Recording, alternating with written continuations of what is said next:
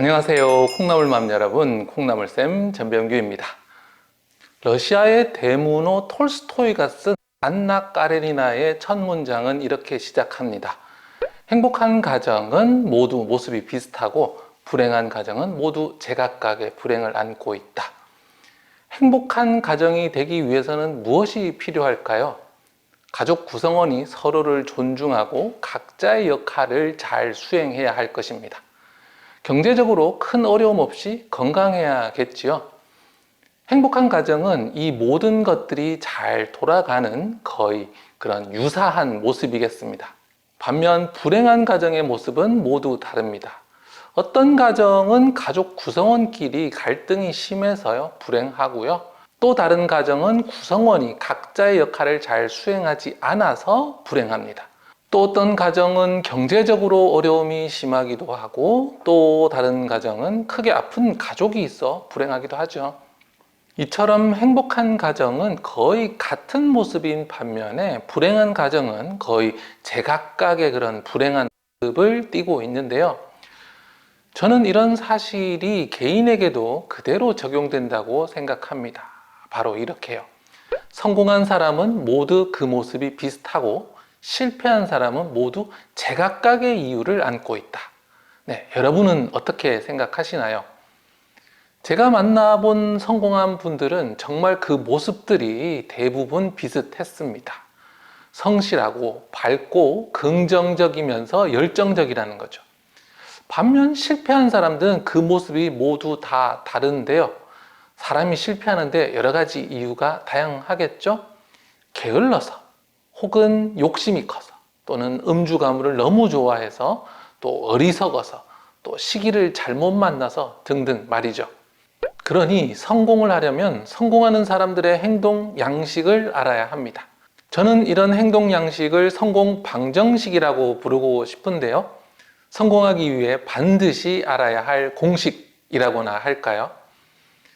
예전에 개그 콘서트에서 그 개그맨 한민관 씨가 있었죠.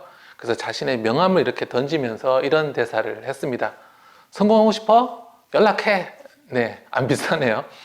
네, 성공하고 싶으면 누군가에게 이렇게 연락하거나 기댈 것이 아니라 이 성공 방정식을 따라가야 하겠습니다. 만약 우리 아이들이 이런 성공 방정식을 어릴 때 배운다면 어떨까요? 초등 시절 때 이런 방정식을 배운다. 그리고 이 성공 방정식을 수십 년간 계속 반복한다. 그 아이는 도대체 어디까지 도달할 수 있는 걸까요? 그래서 오늘 영상에서는 우리 아이들이 성공적인 삶을 살기 위해서 반드시 알아야 하는 너무나 중요한 이야기, 성공 방정식에 대한 이야기 알려드리려고 합니다. 아이들에게 반드시 알려주셔야 할 성공 방정식은요, 바로 한 가지에 온전히 집중하는 겁니다. 사람들은 성공한 사람이 다재다능하고 모든 것에, 많은 것에 신경을 쓴다고 생각하는데요. 이것도 잘하고 저것도 잘하고 모든 면에서 잘한다고 그렇게 생각을 하죠. 그런데요, 사실 성공한 사람이 다재다능하고 여러 일을 잘하는 것은 사실입니다.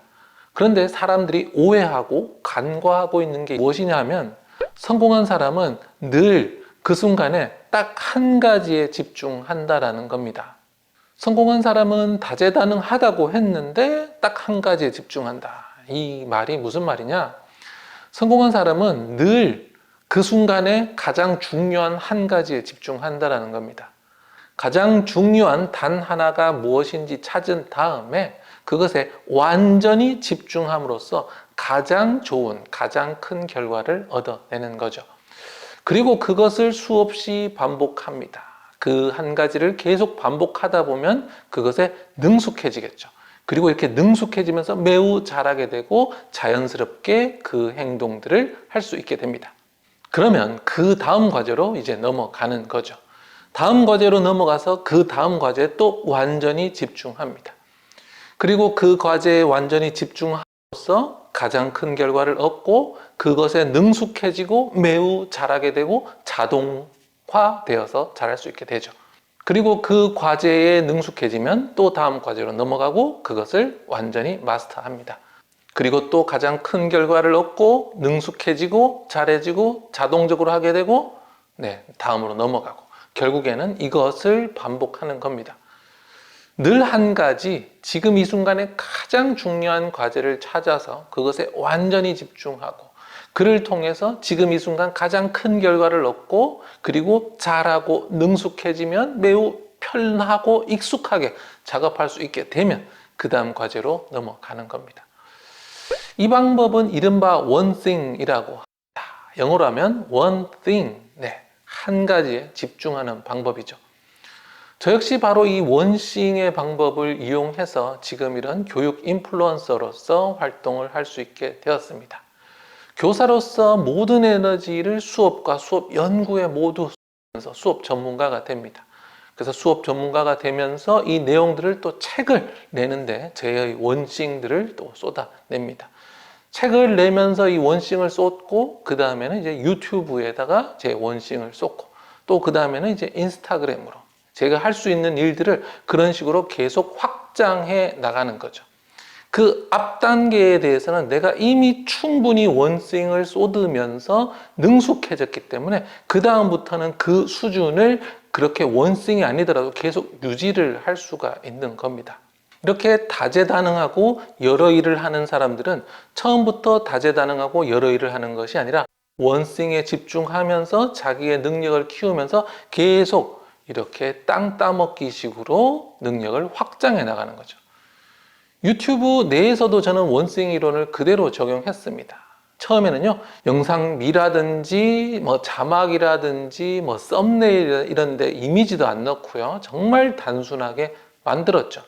그런데 그 다음에 이제 이미지를 업하고 썸네일에도 신경을 쓰고 자막을 넣으면서 이 원싱에 따라서 한 단계 한 단계씩 저는 계속 발전해 나가고 있는 겁니다. 그래서 지금은 이렇게 스튜디오에서 영상용 카메라로 촬영을 하고 자막도 넣고 썸네일에도 신경을 쓰고 있죠. 실패하는 사람들은요, 이 모든 것을 한 번에 하려고 합니다. 예를 들어서 아직 교육이 무엇인지 스스로도 잘 알지 못하는 상태에서 책을 쓰고 유튜브를 하고 인스타그램을 하고 강의를 하죠.